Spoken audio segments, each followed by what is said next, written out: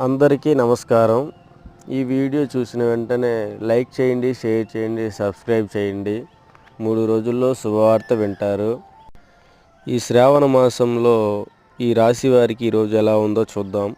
ఈ రాశి వారికి ఆర్థిక పరిస్థితుల నుంచి విముక్తి ఉందా అంటే ఉందని చెప్పచ్చు. అలాగే శ్రావణ మాసంలో పాటించాల్సిన నియమాలు కూడా ఉన్నవి. ఈ నెల అనగా ఫస్ట్ శుక్రవారం. ఈ శుక్రవారం రోజు దుర్గమ్మ తల్లికి పూజ చేయడం కంపల్సరీగా చేయాల్సిందే. చేస్తే చాలా పరిస్థితుల నుంచి, ఆర్థిక పరిస్థితుల నుంచి విముక్తి ఉంటుంది. అనుకున్న పనులు సక్సెస్ అవుతాయి. త్వరలో విదేశీ ప్రయాణాలు కూడా జరుగుతాయి. అలాగే ఇలాంటివి మరెన్నో తెలుసుకోవాలనుకుంటే జ్యోతిష్కం గురించి కిందన నెంబర్కి ఫోన్ చేయండి. గుప్త నిధులు తీయబడును. స్త్రీ పురుష వశీకరణ చేయబడు. ఓం నమః శివాయ.